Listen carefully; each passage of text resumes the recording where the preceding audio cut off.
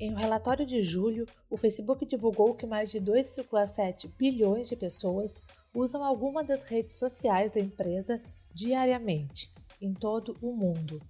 É um número que ajuda a entender a dimensão da pane que afetou o Facebook, o Instagram e o WhatsApp nesta segunda-feira em diversos países. A instabilidade, que parecia durar 10 minutos, depois meia hora, 1 hora, resultou em 6 horas da tríade de aplicativos do programador Mark Zuckerberg inoperante. O blackout durou do meio-dia às 6 da tarde de ontem. Para você ter uma noção, a última vez que o Facebook teve uma interrupção dessa magnitude foi em 2019. O episódio provocou surpresa, ansiedade e, para alguns usuários que usam as redes para empreender, prejuízos de um dia inteiro. Para driblar a situação e retomar a troca de mensagens simultâneas, eles descobriram um universo plural na internet, até então desconhecido. E é sobre isso que hoje falamos no Direto ao Ponto. Como o apagão revelou a dependência de usuários e pequenas empresas nas redes sociais. Eu sou Brenda Fernandes, sejam bem-vindos.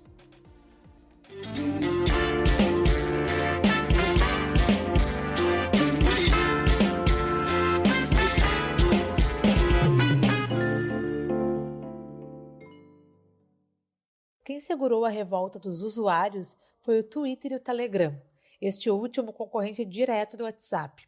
O Telegram passou de 56ª posição para a 5ª no ranking dos aplicativos gratuitos mais baixados nos Estados Unidos, segundo a empresa especializada Sensor Tower. Mas mesmo assim, essas redes registraram instabilidades em alguns momentos do dia, devido à grande procura sem interrupção. A situação foi contada em memes que revelou na brincadeira a dependência pelas plataformas.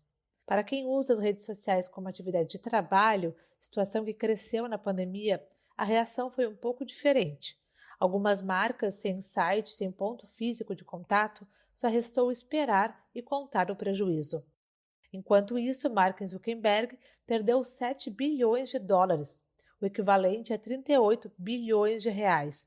As ações da gigante de tecnologia despencaram 4,89% durante o pregão do dia em Nova York, arrastado pelo maior blackout da história da companhia. Durante a tarde, o Facebook pediu desculpas através do Twitter. Ele escreveu: "A enorme comunidade de pessoas e negócios ao redor do mundo que dependem de nós, pedimos desculpas. Temos trabalhado duro para restabelecer o acesso aos nossos aplicativos e serviços. E estamos felizes em comunicar que eles estão voltando agora." Por volta das 20 horas, algumas contas ainda estavam apresentando instabilidade. Em nota, o Facebook disse que a causa principal da interrupção do funcionamento foi uma alteração de configuração incorreta e afirmou não ter evidência de que dados dos usuários tenham sido comprometidos como resultado desse tempo de inatividade.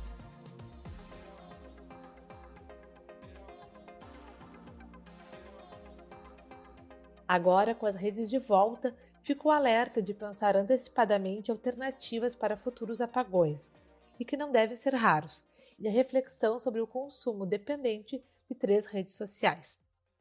E para falar sobre isso, eu recebo o João Finamor, professor de Marketing Digital da Escola Superior de Propaganda e Marketing de Porto Alegre.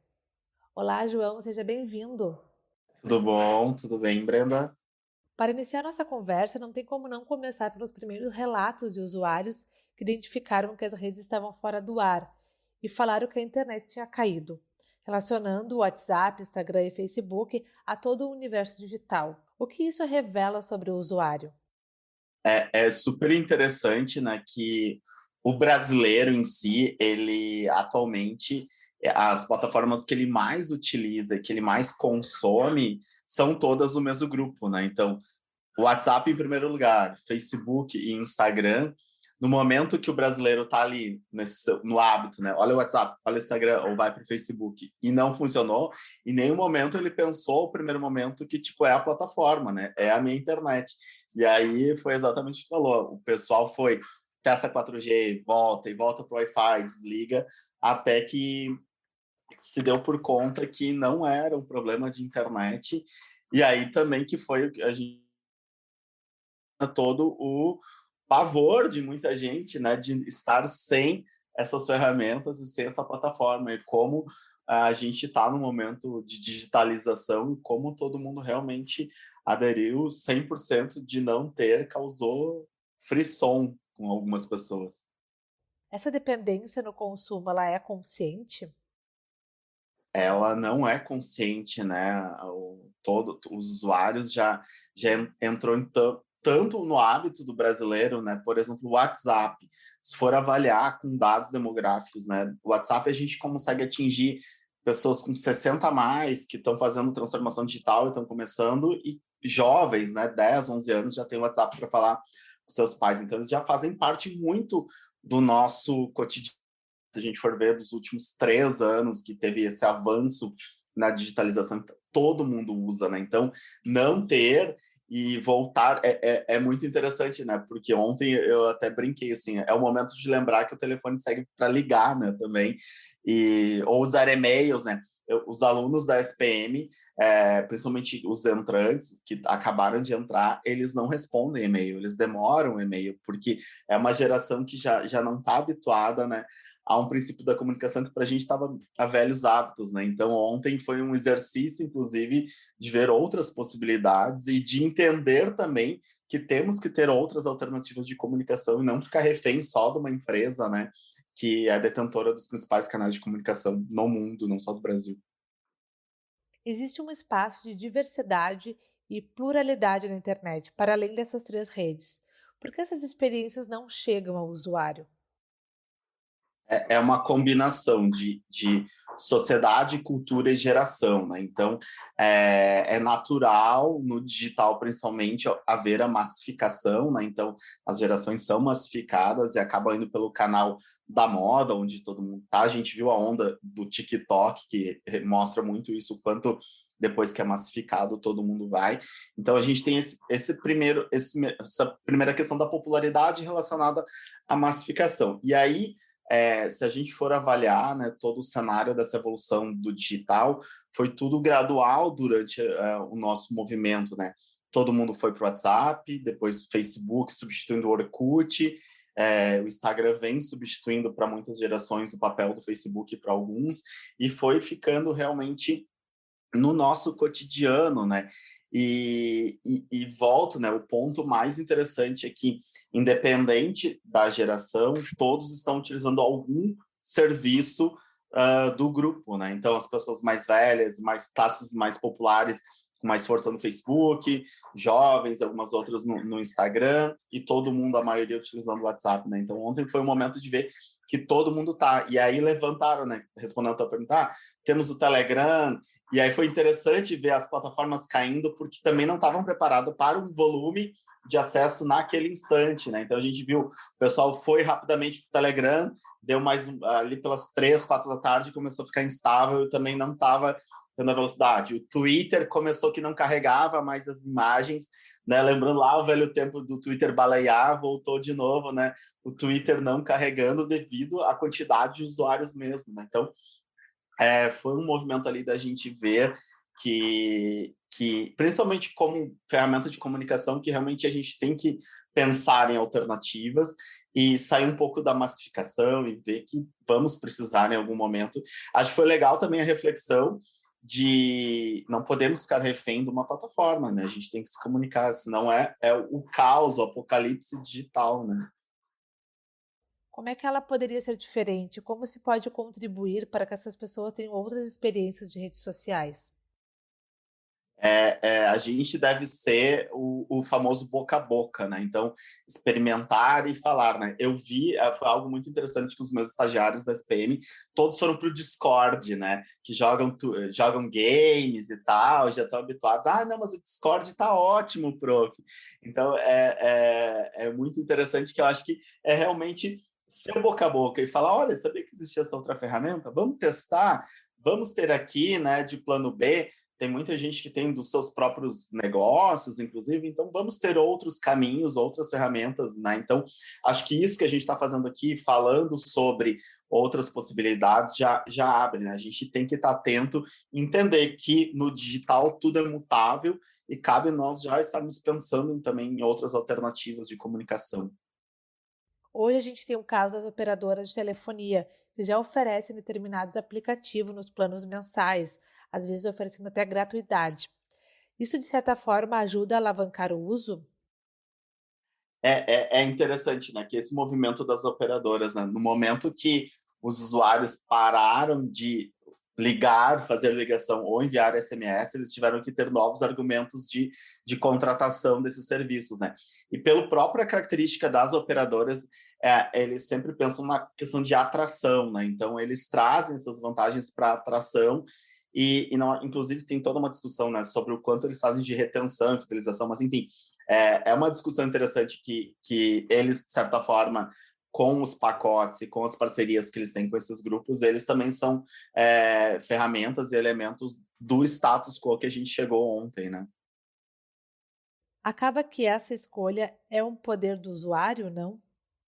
É interessante que é um poder e, ao mesmo tempo, não é um poder, né? A gente vê que a gente está num momento meio que de ciclo de dependência, né? Tipo, a gente tá, muita gente com burnout, dizendo assim, nossa, desativei minhas notificações, eu não aguento mais, tudo isso. Mas, ao mesmo tempo, o sistema que a gente está inserido não permite grandes saídas, grandes movimentos, né? Tipo, o que fazer? A gente vê criadores de conteúdo pregando slow content. Só que se não cria o conteúdo, não ganha o seu dinheiro. Vemos marcas falando, né? Houve um movimento de algumas marcas saindo do Instagram, mas retornaram, porque não houve isso, né? Então, eu acho que a grande questão é que a gente não tem a resposta nesse momento, mas o que a gente tem que fazer é justamente refletir sobre e tentar realmente saber que a nossa comunicação ela não pode ficar presa a um tipo de mídia, a um tipo de ferramenta e sempre estar pensando em possibilidades. Tudo é mutável e se a gente for ver tendência de comunicação, muita coisa do que a gente está usando aqui, Instagram talvez mais uns 3 anos, então a gente tem que estar preparado para essa mudança. João Macada mostrou que essas redes se tornaram imprescindíveis para o desenvolvimento de atividade de trabalho também. São pessoas que ficaram 6 horas com algumas ações inativas, o que provocou um prejuízo de um dia inteiro. O episódio alertou sobre a importância de criar canais de comunicação alternativos às redes, como por exemplo sites. Exatamente. Tu sabe que ontem foi bom porque vem muito ao que eu acredito e o que eu penso, né? Como negócio e como empresa, não podemos ficar refém de uma plataforma, né? A melhor plataforma é aquela que atua, o teu site, o teu aplicativo, a tua ferramenta e tudo isso que todos esses canais, por mais que eles são muito efetivos, eles não podem ser o teu ponto do teu negócio, né? Quem não tinha uh, outra ferramenta não vendeu, não prospectou, né? A gente já houve outros momentos, né? Durante a pandemia, teve um caso interessante que foi com o iFood, que no Dia dos Namorados do ano passado caiu. E aí os restaurantes não venderam, ficaram sem vender das 6 da tarde até as 21, justamente por a quantidade de acesso derrubou todos os servidores do iFood. E aí que muita gente foi pensar que não poderia só vender pelo iFood, né? Voltamos esse exercício para agora aqui, né? Muita gente tem essa lojinha ali do Instagram e tá vendendo e tá tudo bem, vende pelo WhatsApp, tá tudo certo, mas ele tem que entender que ele precisa ter um canal próprio, né? É o momento, talvez, de ele se organizar financeiramente e pensar que, para não ficar dependente, e que isso pode acontecer de novo, porque é um erro que não é tão incomum assim, e existem outras questões, pode haver uma questão política, social, e a plataforma acabar. Né? Então, é um momento sempre de pensar no futuro e pensar que isso pode ser um problema a curto prazo. Então, o site e ponto físico não é coisa do passado. Nunca, nunca vai ser. O site, o seu ponto físico, é a tua garantia que tu vai conseguir abrir, né? O resto é tudo uma mídia alugada. É como se fosse um outdoor, que a qualquer momento alguém pode derrubar o teu outdoor, né? Então, por mais que tu vende diretamente ali, sempre preciso ter a sua própria mídia. O aplicativo e o site são a resposta para isso. E, claro, pode acontecer que vende mais pelo Instagram, tá tudo bem. Mas tem que saber que quando não, tu vai precisar dessas ferramentas. Os negócios nas redes sociais, eles sofrem impacto da pandemia, aumentou neste período? Isso é uma tendência que vem do mercado chinês, né? Se a gente for observar as redes sociais da China, 5, 6 anos atrás, eles já faziam isso, né? Se a gente olhar o WeChat, o Kiki, Kikizone, que são umas redes sociais mais populares, todas a gente chama de redes sociais híbridas, né? Onde elas tinham uma função meio que de super app e tinha a parte de rede social, de relacionamento, mas já tinha a parte de compra. Lá, eles são muito mais avançados, tanto que o sistema de pagamento já é por reconhecimento facial, né? A gente foi ali, clicou, comprou, tudo mais, as lives, shop streamings que eles fazem já são muito à frente. Então, isso que a gente está fazendo é uma tendência que já existia no mercado asiático e chegou aqui, né? É natural, a gente não quer sair da plataforma que a gente está utilizando. Essa questão de gerar muitos cliques, ninguém quer mais, né? Então, é uma tendência, algo que vai continuar, a gente com certeza vai chegar a esse momento, como acontece na Ásia, de finalizar, inclusive, o processo de compra na própria rede social. Mas, de novo, não podemos ficar refém de um único canal, né? Por mais que, sim, vai ser legal, vamos poder vender no Instagram, no WhatsApp, Facebook, qualquer outra rede social, na verdade, é importante lembrar que não pode colocar todos os ovos no mesmo ninho, né? Coloca um ovo em cada ninho e deixa cada galinha chocando ali para ter o seu resultado. Esse apagão de 6 horas acentuou os sintomas de ansiedade entre os usuários, que identificaram mais claramente um vício. Como identificar o momento de rever esses hábitos e quais são os caminhos para isso? É, é, do momento que eu não ter gera algum sentimento negativo, talvez tu tenha um problema e talvez realmente, inclusive, precise de ajuda de um profissional, né? Então, eu vi muito isso que tu tá falando, Brenda, de pessoas, inclusive, próximas a mim, falam assim, nossa, tava triste, eu tava mal porque eu não conseguia. Então, é um sintoma, é um indicativo que talvez precise de ajuda, né? E como tu falou, o vício, muitas vezes, a pessoa não percebe, né? E como não se fala muito sobre o vício em redes sociais, se fala uma coisa meio en passant e não, nada muito sério. Ontem foi um momento que muita gente identificou ali, nossa, não, eu precisava, tinha uma dor, tinha uma ausência, né? Nesse momento tem algum se teve esse tipo de sentimento, é um momento de procurar ajuda, tentar trabalhar, ver quantas horas, avaliar. A maioria das redes sociais, o Instagram tem, e o próprio aparelho celular tem ali quanto tempo está gastando, né? Uma dica que eu uso muito com meus alunos, que são mais tecnológicos, é colocar uma meta de baixar 15% por semana. Até quanto tu consegue, né? Reduzir realmente o uso e colocar na tua rotina. Porque como está muito fácil o acesso, está ali, está disponível, a gente olha e está sempre ali mexendo. Uma outra recomendação que foi uma profissional que me passou e eu também coloquei na minha vida é notificações. Tu precisa das notificações? Se uma coisa, né, é o empresário, o microempreendedor que sim, precisa porque provavelmente é um cliente que está ali acessando. Mas eu, como usuário, eu não preciso ser notificado que eu ganhei uma curtida, eu não preciso ser notificado a todo momento. E aí eu consigo criar uma rotina de hábitos, né? Então, de hora em hora, em algum momento eu olho, mas quando for o momento de eu parar, né? A gente acaba que a gente vai dividindo a nossa atenção no trabalho, no nosso lazer, tá assistindo a TV, mas tá vendo, e aí a gente perde a atenção disso, né? Então, às vezes, tirar a notificação já faz uma ajuda significativa para quem teve esse sentimento de ansiedade ou sentir um pouco ruim. É um exercício, como todo exercício no começo é difícil, mas pode melhorar. O Direto ao Ponto fica por aqui. Este episódio teve produção e apresentação de Brenda Fernandes e edição de Ali Falencar. Até uma próxima.